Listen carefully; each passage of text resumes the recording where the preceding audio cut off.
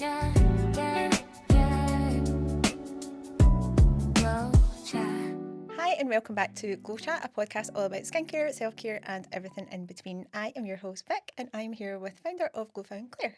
Hi. Hi. So today we are having a bit of a career special episode. We just thought it would be a bit different. It's something that we talk about a lot, very different background career-wise and things like that. Now all of a sudden here We're together, here. I know, somehow.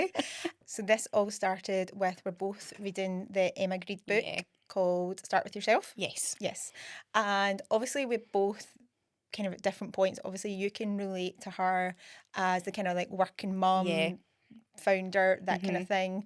Obviously I don't have the kind of mum element to it or anything like that, so those bits of the book aren't quite as relevant to me, but it just kind of brings up quite a lot of different topics. And I know there's been a lot of talk about her online. Some of the things we were saying earlier, that, you know, she's made to this really controversial figure, and I don't really find a lot of what she says controversial. I just find it quite honest, to be honest with you. So, do you know what? I completely agree. Like, I feel like it's interesting because a lot of the theme of the book is about women feeling like they need to stop playing small. Yeah. And actually women shrink themselves to make other people feel confident Yeah. or feel comfortable. It's actually probably more around that. And actually, like, we women need to stop doing that. Yeah. Because men don't do that. They never have, I don't think. Nope. And it's quite like a big theme. And it's interesting. So that we were talking about like the things that off the cuff resonate with me that actually comes up on Instagram quite a lot is like, she'll be like, I'm not here for the coffee mum, like for the coffee mornings. And they're like, that is so true. And she talks about like, if there's something that's important to my kid, I'll go, but I'm not going to do the PTA. I'm not going to do like the other stuff. And I probably resonate with that quite a lot because I was like, I just don't have the time. Yeah.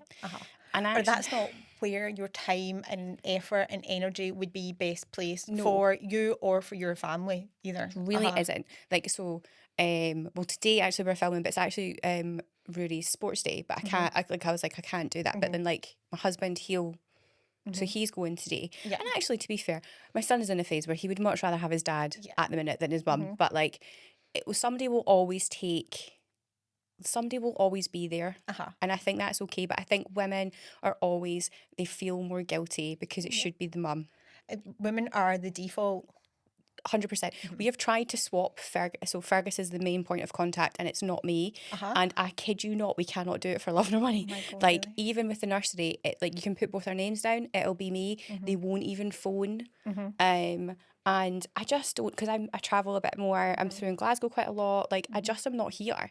But I think she's just really unapologetic about, like, she's like, that's just not the best place to spend my time. And I think as well, there's this narrative that women can have it all and that, you know, you can be everything at the one time. And that's really not practical. Not true. Absolutely not. And that's probably, you know, feeling a lot of why women feel guilty, because they think that they should be the best mum and making, you know, the meals made from scratch every single day, you know, everything like that, and also being this leader in work and everything as well. And that's just not practical. Like, It really isn't. Like you cannot physically do it all. or you can't do it without there being some sort of eventually burnout or guilt. Like there'll be something. There has to, something has to give somewhere. And I've got friends who like, and they like, and I do it because I resonate. I try and do it all.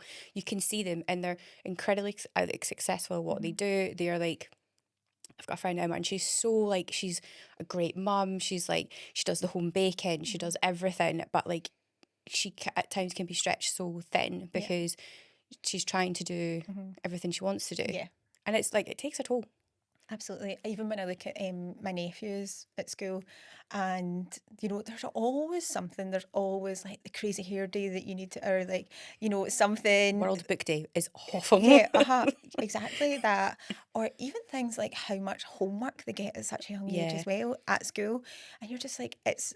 The kids aren't just going to do the homework. They need to be sat down and need to have like a parent with them being like, right, okay, you know, and helping them with it as well. So it's, again, there's just like so much pressure. So I think that's quite good. I actually think just having and I think having a woman say it is really important, which is like, it's just not the best use of my time. Like, and there's nothing wrong with that, and it's not saying that that's not important, like other people can do it, it's not just her. She's not putting anyone else down. But it's interesting because I actually do think women are the worst judges of other women. Yep, absolutely. I've got like a ton of stories I could Come on, we're going to get into it. So there's a story I actually haven't told you that did spring to mind. Okay. That I took. That's not the one I told you off camera. Oh right. Okay. So I'm getting an actual exclusive here. I don't need to pretend that I've not heard it before. Yeah. So, talking about making yourself making yourself feel small. I'll tell the story. We can see where it fits. So I'd come back from maternity leave from my first child. So I worked for a large bank. We won't name the bank. You can probably tell. Now when I went on maternity leave, before I went on maternity leave, I'd built up a career. I had really strong network along the exec team. When I came back, they were like, "We'll find you a role that's like suitable." Go out in a year. It's been COVID. Fast forward, there's been a new chief risk officer going. All the exec underneath have changed. So I come back with like no network. Everybody's moved. And I get shunted into a role that's not at the level that I operated at. That was like a couple of rows down. And during this time, I was working with like two women.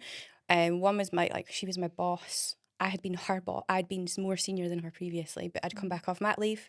She'd been quite clear around, once your kids go to school, you can think about your career again. Bear in mind, this was only in 2020. This isn't that long ago. This is not the juicy bit. So even that, I'm like, oh my God, that, hold me back. we could pause on that, we could come back to that bit. So I came back off. So I was on mat leave and I was like, but I knew I wanted to go out and get off. I was going to have a second child. I knew I was going to go out again. So I was like, fine, I'll do this for a year. I don't want to stay here forever. Now, during this time, large banks go through a lot of restructures, and it's worked in a large corporate. Well, there's always redundancies. It's quite well known. So during this time, I was told I was going to be put on redundancy. I was newly pregnant, so I hadn't really told anybody. There was another woman who I'd worked closely with before who knew I was pregnant, but I hadn't told anybody. I was having really bad morning sickness. She knew about my last pregnancy where I was like high risk. I was like in hospital quite like every 2 weeks before I gave birth. Like she knew a lot of the sensitivities. I'd spoken to her about if I'm going to be made redundant, I don't actually know if I want to stay in a bank. I was just kind of having a private conversation. She told the exec of that department, before I told anyone else, that I was pregnant, that I was considering that I was not going to come back. And my boss told me because her boss had told her that I was pregnant. Oh my God. And I was like really unwell. I was really I was really struggling. With the thought of potentially getting made redundant as well. Now, quite often they'll also say this doesn't happen, but you'll sometimes be like, you're going to be made redundant, but there's another role. And this was the thing. I was like, I don't actually know if I want the other role. But I was trying to work it out if it would work financially. So can you imagine, like, we talk about like women need to be more not shrink themselves or be more open, but could you imagine being like unwell, you have a high risk pregnancy because your last pregnancy was high risk, and you have other people telling you that you're pregnant. I know. I mean, like GDPR. and it was during I was like, Claire might not take this job because she's pregnant. So like, do you know what? Somebody speaking for you. Somebody speaking for me, and divulging a conversation that I had personally about my own health. Now, like, there's an argument for like people like, oh, you shouldn't tell people before 12 weeks, but like, I don't actually subscribe to that rule at all. But it was interesting because I always think that like women. We always talk about women supporting women, but I actually have more examples of women not doing that. And that person who did that whole thing, she was more junior than me before I'd gone out on mat leave the first time. And it was almost like a competitive... Yeah, she was just trying to get ahead. Yeah, basically. And try to have like, because it's all about, seeing large corporate, it's all about whose ear you have. It's all about the network you have. It's all about like, it's actually more about who you influence and the reputation you have than necessarily the work. The knowledge or the skills or anything like that. Like, and it does, that is required. But if you have a good network, if you can leverage relationships, you will more often not be more successful, which sucks, but it kind of is what it is. Yeah. But that's actually the reason why I left the bank that I worked for, is because I was like, there's absolutely no way I'm going back to a place that prides itself on being a great workplace for families, and it was I had the polar opposite experience. Yeah. Oh no, that is from women. just, exactly. Yeah. Because I think a big part of Emma Grede is she talks about how she hates anything performative in terms Yeah. of even the term female empowerment. Mm-hmm. And I mean, we've probably been quite guilty of using that as well, Yeah. empowering women, blah, blah, blah. But her take on it is that it is just performative. It's something that people say. And also saying, empowerment, it's kind of like got the notion that they're not empowered without you, you're not Yeah. powered, and that we need to give women this power. Yeah. But actually, they already possess it anyway. This is totally, It's just them exactly. unlocking You their just own need to power. claim it. Yeah. Exactly.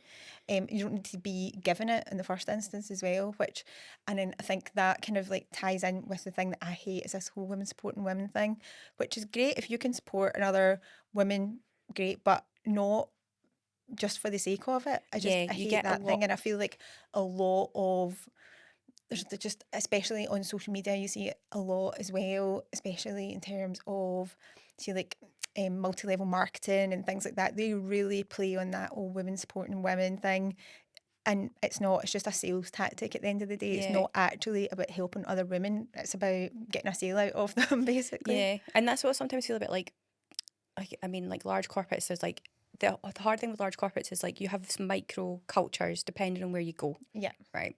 So like, but you have this holistic view of like, oh, it's a really family friendly, it's a female empowered business, and you go, there's probably some real What does that actually mean? Yeah. And like, show me the numbers, show me the statistics. yeah. And I probably, before I'd gone on mat leave the first time, I would have probably like been like, yeah, 100%. Like I flew up the career ladder. But what became very clear, like, is that it was viewed as like, as soon as I had kids, it was like, oh, when their kids go to school, you can think about your career again. And I'm like, I was only 32. Like, Yeah. it's not like I was, No.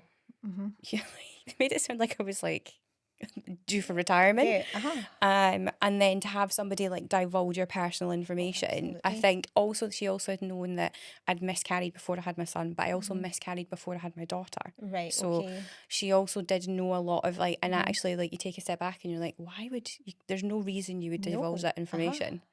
Really bad. That is honestly, I cannot believe someone would have the goal to even do that in the first place. and I Even for her to tell it like a trusted person, never mind actually using that information against you, is I just know.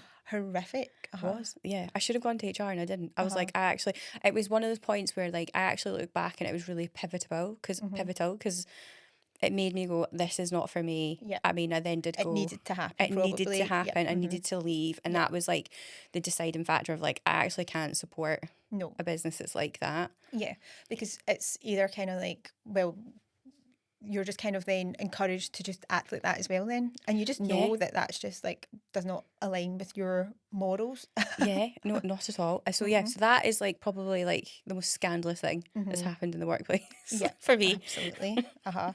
We were also talking about the whole men versus women thing in terms of wealth as Yes. well, displays of wealth, and how it is judged if a man comes in and he's got like a really nice car, it's like, oh, he's done really well for himself. If a woman comes in and she's got a really nice car, it's, oh yeah, who's her boyfriend or husband, or she got a rich dad or something like that. Yeah. It is Who she sleeping with. yeah, Like it is kind absolutely, of like you do get that. Yeah. How it's never like, oh, I wonder what she does. Like, oh, she's doing really well for herself. Yeah. Yeah. And I also do think there's a lot of like, because that's what she talks about in the book, is like there's a lot of like women need to be more comfortable discussing financials. Yeah, absolutely. And actually, like, I was like, women are really uncomfortable financially. And I think that comes historically from like guys went out to work. Yeah. Women didn't. Yeah. And I think even growing up, it was, not just in terms of women, but anyone talking about money, which is really uncouth. Oh, yeah, 100%. Oh, it's just really, you Like, didn't do that. No, absolutely not as well. And I do think if people are just, talking about, because you all know these people who just like drop into conversation how much something cost them, and you're just like, I didn't ask you that. Yeah. There's absolutely no need for you to be telling me that as well. This At is all. not any of my business. I don't know why you think I actually care. Yeah. Because they think maybe that's the only thing they've got going for them Yeah. right enough. But yeah, I think there's definitely a line between being comfortable talking about money, but not doing it in like a kind of like showy off, like really obnoxious way as well. I think it's like hard. Like I feel like women, because they obviously like also hit like interestingly like women. If they're applying for a job and there's like they can do like 99% of things, they'll not apply if they can't do the one thing. Whereas guys, it's opposite. Oh, They absolutely. can do the one thing, they can't do the rest, but they'll apply. But I do think women like to like shrink themselves or to be relatable. Or I also think friend dynamics take a really big. Do you not think like as your careers like change over the years? Like I do think that like women, again, it's the same thing. I think it's not. I think it's when people start to do well, it triggers, I think, a reaction in other people, which we were talking about. Brings out a lot in people which they just can't hide You as just well. can't hide. Like But on the surface, they'll try to be like, "Oh, I'm really happy for you," but you can tell inside they're like raging. No, like, and I've lost like a lot of friends. It was actually interesting because, like, so after I had Freya, I decided to go to counselling. Like, there's nothing that makes you confront some things than other than like having a daughter, because you're like, oh, there's a lot of things that like unresolved, Really? or yeah, because I feel like I like really struggled with like confidence, like as a child. I like definitely like was quiet and reserved. I would say the same, actually. Like really quite, and interestingly, when I was really little, I wanted to be an actress, and like Oh, really? and my granddad. This is like a random pivot, but like my granddad, who's passed away, would like he would be like he was totally having me on, but like I would write little songs, and then like when he passed away, he would like he kept some of the songs I wrote, or he'd pretend to look for like drama schools and things like that. He'd absolutely love that I do a podcast now, but I got really shy, and I just like. I had a lot of people, I had some people in my life that just, it's only okay if you're like small. Get back in your box. Get back in your box. Like, who does she think she is? Yeah, I actually had a lot. I actually had a lot of that. I have like one friend, which I was telling you about, that like we went away for her 30th birthday. This was like, like giggling because you know what's coming. We'd gone away for her 30th birthday. It was the years we were like we were all getting married, 2017, and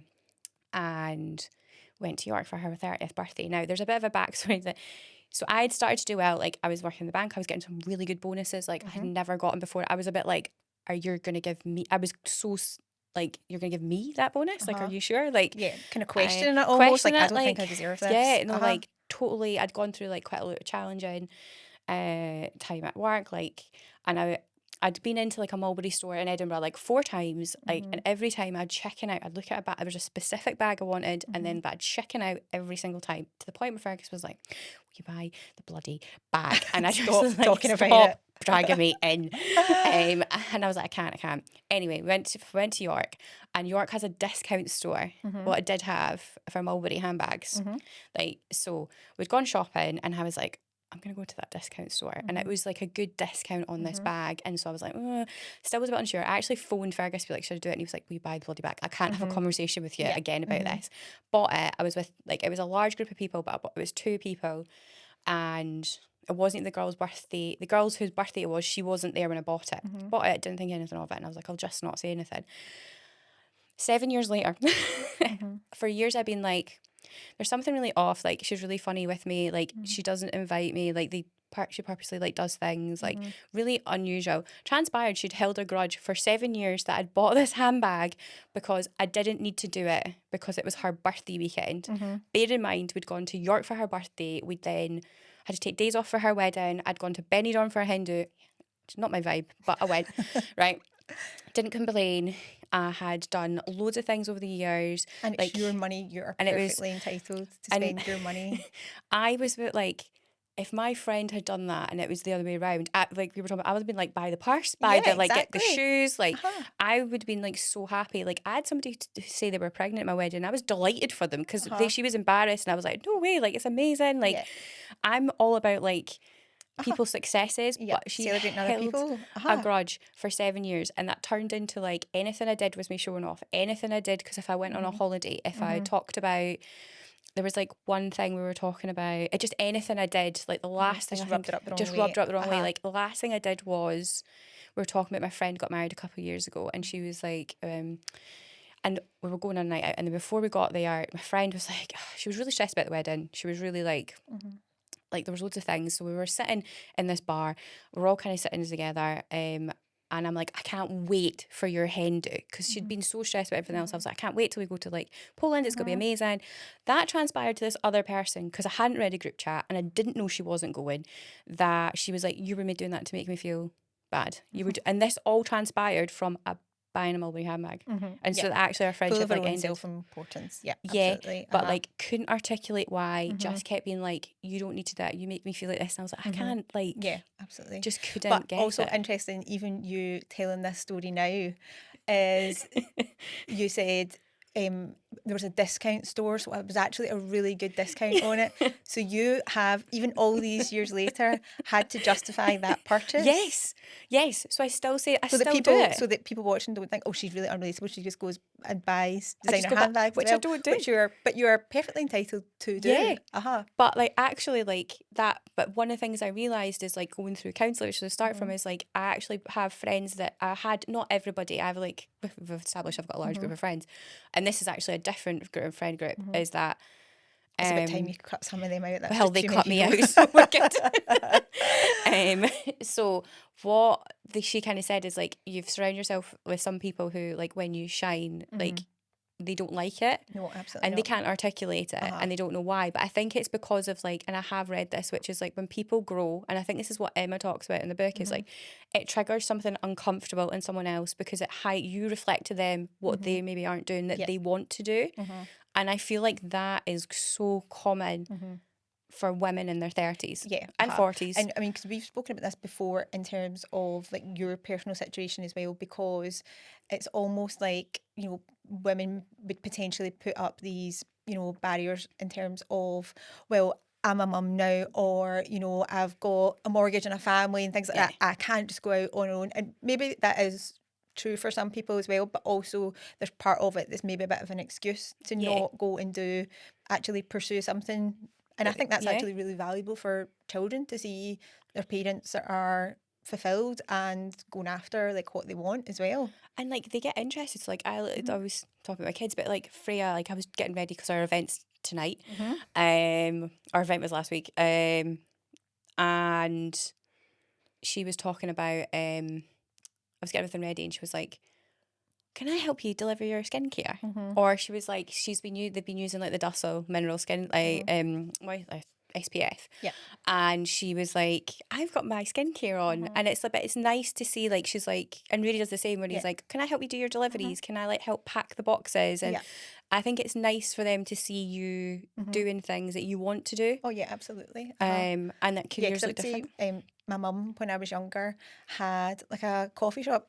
So it was called the Cake Box, and it was, so first of all, it just used to sell, you know, how like the kind of little like chocolates, individual chocolates and things like that. But then she kind of knocked through and she had like a coffee shop as well. So like I used to like work in the coffee shop. I mean, I was probably about 4 years old or something like that, and you know, just go up and serving people like their tea and coffee, probably spilled everywhere and things like that. But I used to quite enjoy like just work my little job in the coffee shop, going along and things nice. like that. So my dad, he part owned like a fruit and veg company, but when I was little, he used to take me in, and I used to like sit on he would be driving the fork truck, and I would like sit on his knee and we'd drive the fork truck. And as I got older, he'd get me to put the orders into the computer system, free labour. But I actually used to really like it, and actually it gave me a really good understanding of like, if you actually do want to grow and be successful, this is kind of what you need to do. You can't just like walk into it, kind of thing. Oh, absolutely. So I enjoyed it as well as a kid, like watching my like dad like do different things and learn different things. So what would you say your kind of like tips for success are in terms of probably the more kind of corporate side of things as well? Corporate. You have to play the game, right? So like a lot of people are like, I don't want to play the game. You have to play the game. And what I mean by that is you have to be able to work with other people, and you have to be able to like build a network. Couple of things is like, one, so I had a really good network. So also I talk about a bad experience.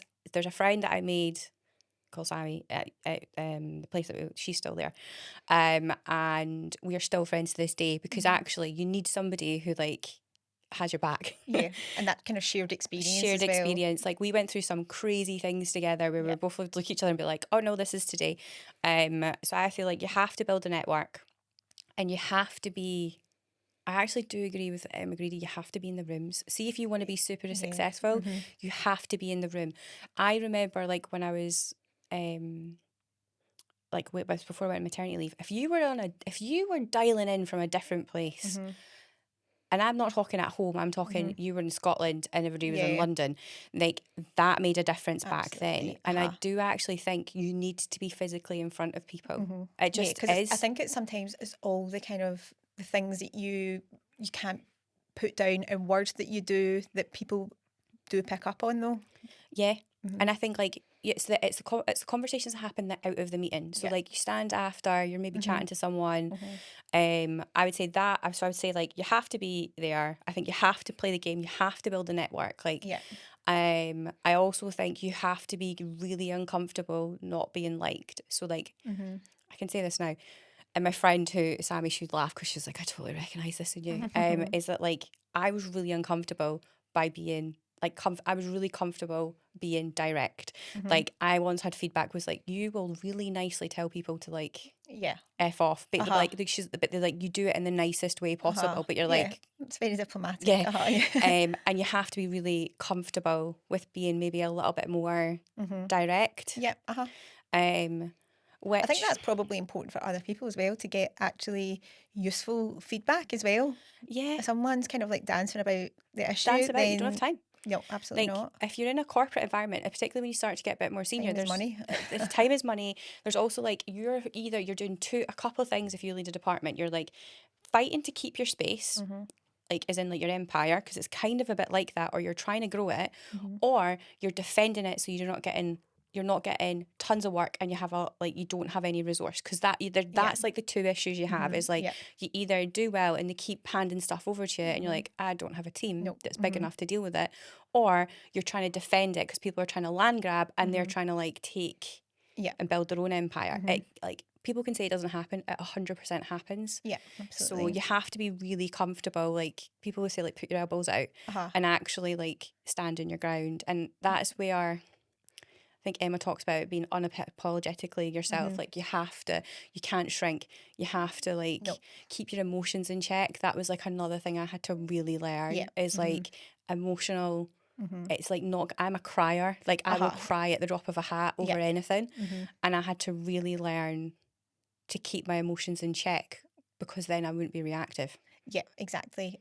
And I think obviously there's a lot of times where it's as if women are the only people who are incapable of keeping their emotions in check, because they think of emotion as the only emotion being, upset or tearful or something like that. Whereas being angry, all these other things, they're emotions as well, but they're just not really classed as emotions. They're just you're not going to be classed as emotional if you do that. No, absolutely. Like, I've said things before and people have been like, you're just being reactive, and I'm like, but it's implying because I'm being emotional. But you're like, I'm actually not, but I'm super passionate about it. And if I was a guy, you'd be having, this would be a completely different conversation. Yep. I think that's probably my key things. Like, you just probably need to be, you have to be uncomfortable with being, like, direct. You have to be comfortable with being direct. You have to be comfortable with maybe doing stuff that maybe, I'm trying to say, I would say doing stuff you're maybe not used to doing. I was actually having this conversation with, like, Fergus yesterday, which is like, you kind of have to be comfortable operating in the grey sometimes. Yeah, definitely. Like, it's maybe, like, not always black and white on what the right thing to do is, so you have to be able to navigate that. Yeah. And a lot of people struggle with that.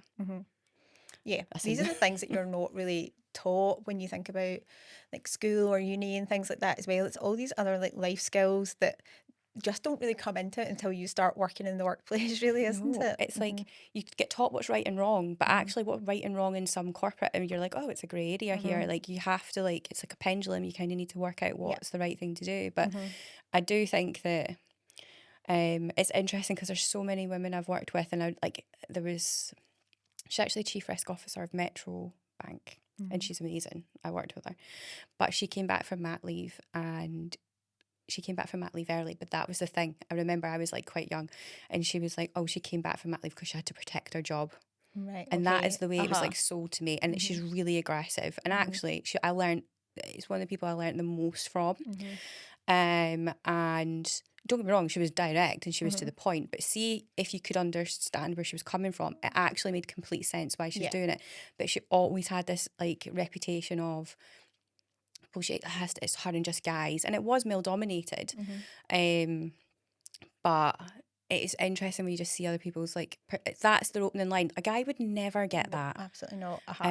And it was always like, oh, she came back from anything she reacted, it was like, oh, she came back from mat leave. But actually that wasn't it at all. She was just really clear on what she wanted. And she was, I would say she's probably one of the like, and she wasn't afraid to ask for it as well. She wasn't afraid to and ask go for after it. And she was really knowledgeable, like, and she was really great to work with. Yeah, challenging, but not in a bad way at all. And like I say, she's now the chief. It pushes you to probably become better as well. Yeah, like I learned so much from her, probably more than she probably realised at the time. And I got to work a bit more close with her before I went on my first mat leave, and she was just, I remember I got feedback from like a guy around about like, oh, Claire doesn't take accountability, and she was like, I have never seen this in you at all. Really? Yeah, she's like, and she'd worked with me for like 4 years at the time, but yeah, so I think it's so interesting what women get like stigmatized with. Yeah, absolutely. Just because of like, just because I've had kids. Yeah, yeah. And just women in business in general. Yeah. Yeah, I would definitely say the one thing, even from, obviously it's not from a corporate background, but someone I've basically worked freelance since I left uni, did so much work experience all the way, actually from when I was still at school. I did like summer work placements, everything like that. And I was a really, really shy kid, which you probably wouldn't meet me now and think that I was like that, but that I was very shy, would not say boot a goose, and just kind of wanted to go under the radar at all times, and would never like, go out of line or anything like that. I just kind of wanted to not be noticed at any time.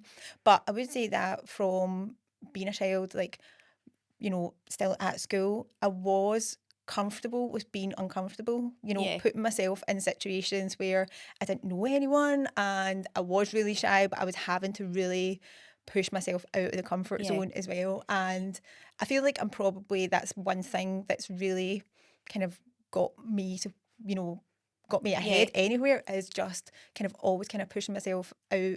People will say, oh, would you do this? And a lot of people would be like, absolutely not, I've never done that before, I don't know how to do it. And I'd be like, yeah, that's fine. And inside I'm like, oh my God, what have you just agreed to do?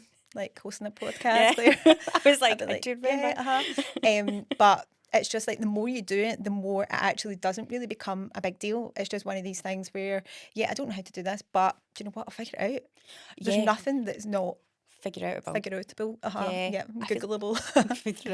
I think that's actually a really good bit of advice, because like actually we can talk about like, I hadn't done a podcast. I'd never done really public speaking, but I was like, oh, like I can do it. I can speak. So like I'll be fine.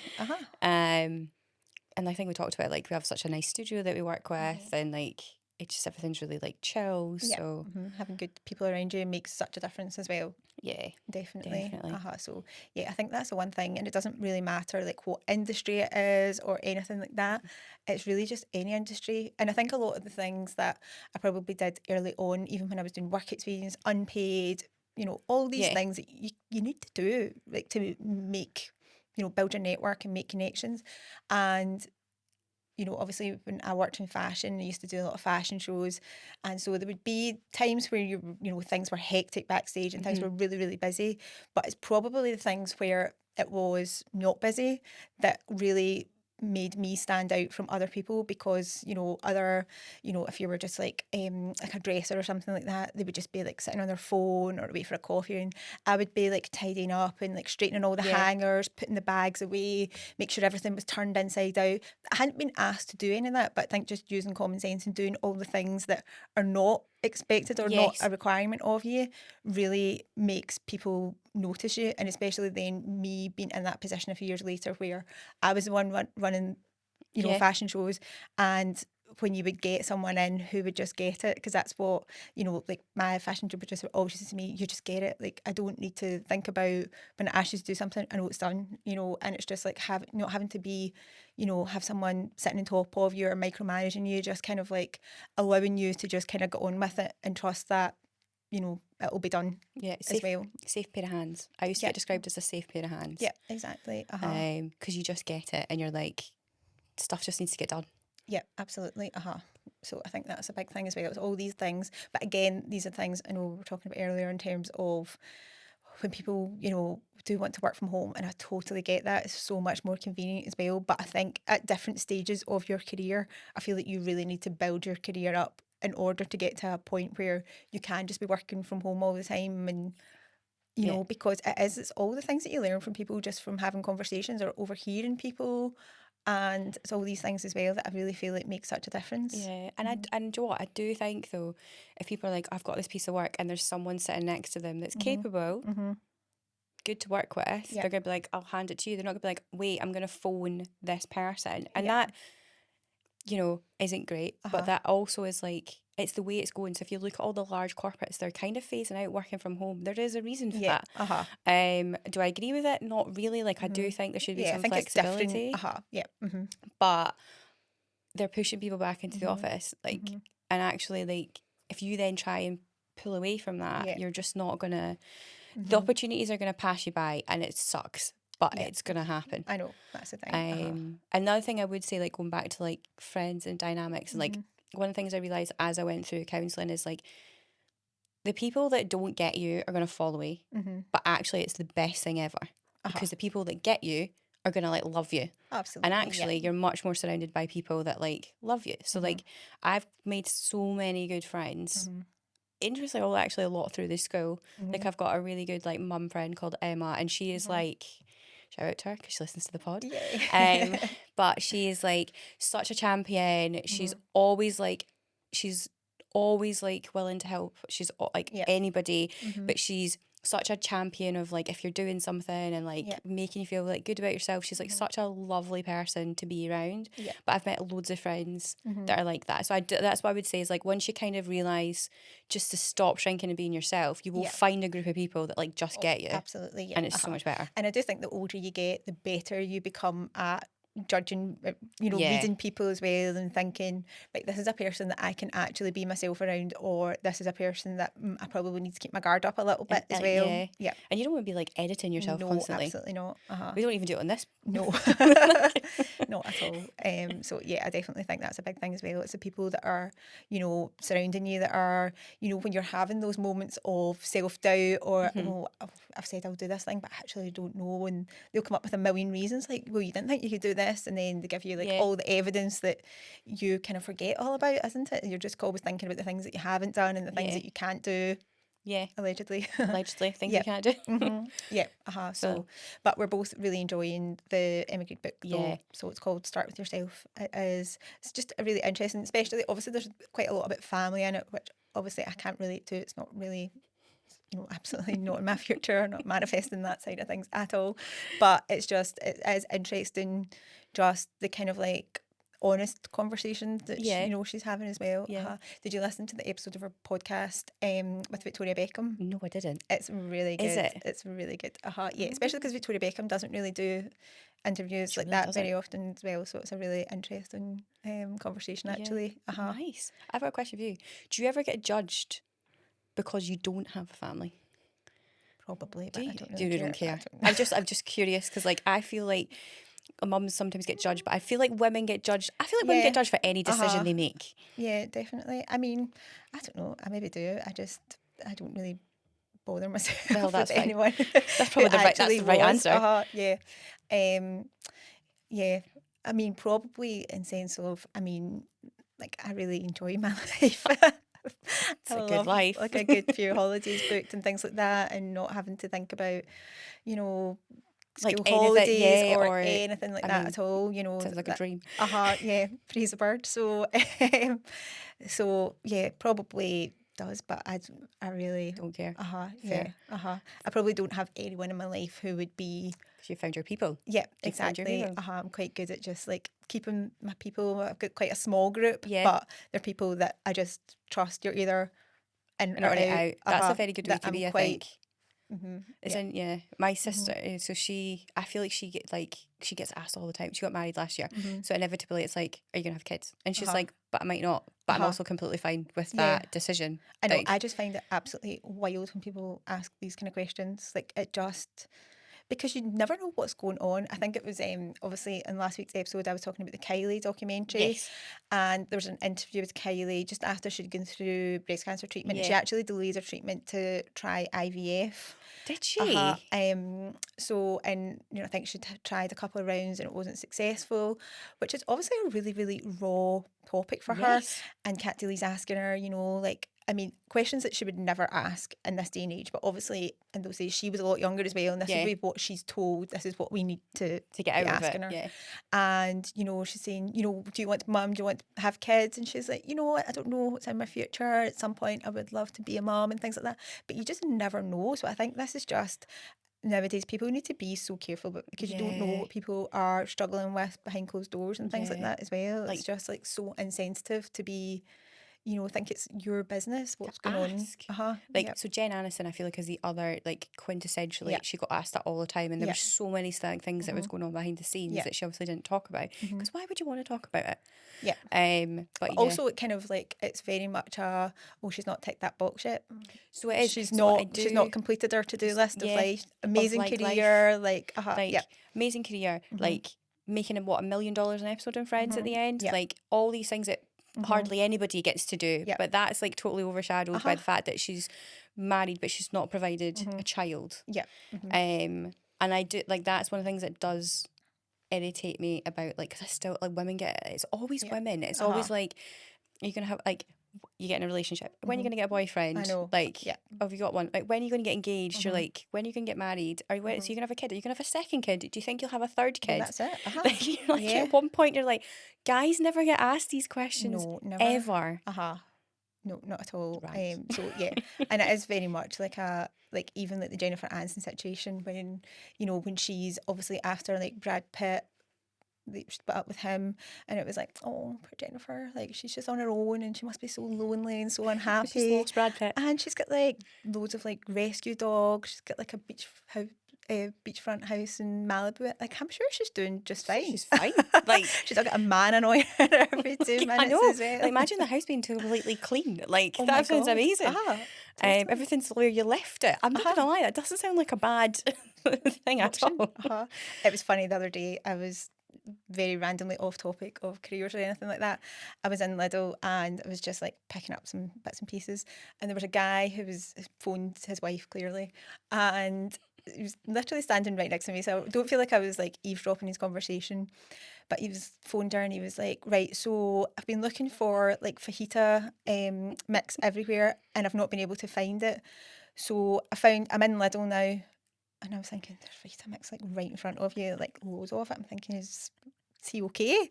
And he was like, so I'm standing in Lidl and there's fajita mix here, or there's one that's like smoky bacon or something like that. Smoky barbecue thing. Yeah. Yeah. No, it wasn't even. It was something like completely different from like a right, fajita mix. okay. It was something very different.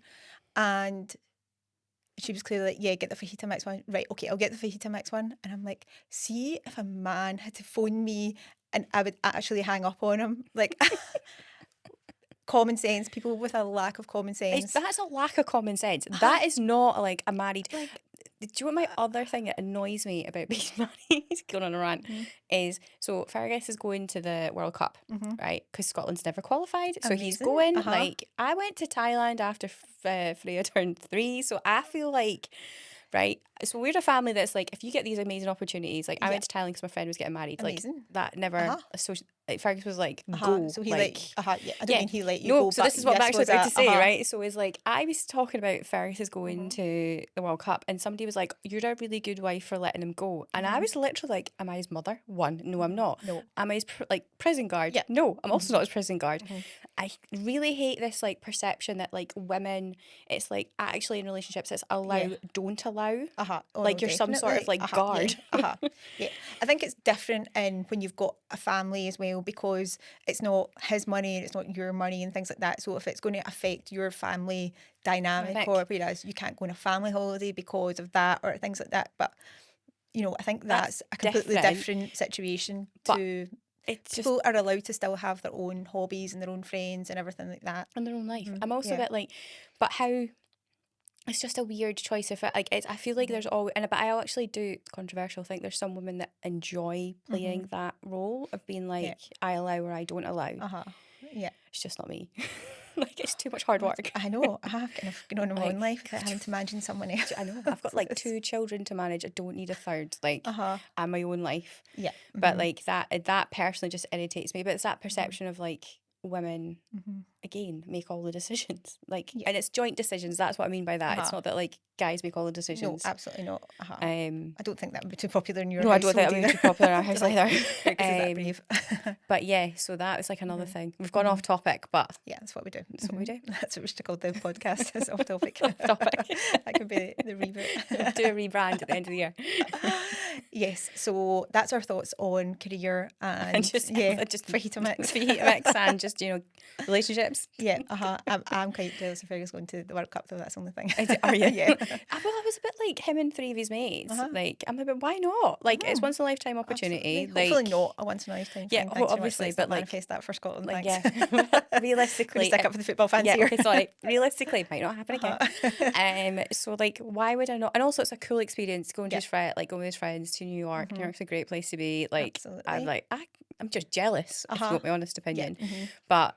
Just means you're due a little girls trip at some point. I'm sure you'll have something ticking away in the background. Like, I did laugh because I was like, well, that means you've now had it back from when I went to Thailand. Which, by the way, there was a bit of guilt. There was a bit of like when I went to Thailand after Freya was 3. Rudy was 5. Oh wait, I thought you were going to say like 3 months or something like that. No, I didn't. No, like 3. Perfectly fine. And there's this thing of like, oh, like you've left your kid, and you're like, she's with her dad, like, with a capable parent. But I feel like there's so much stigma. There is so much stigma about going away. Sorry, we're totally still. I'm still rambling. So from the point of view in the main. Yeah. Oh, yeah. Absolutely. So that is it for this week. Don't forget, if you have any questions, just send a DM at GlowFoundOfficial, and we'll see you next week.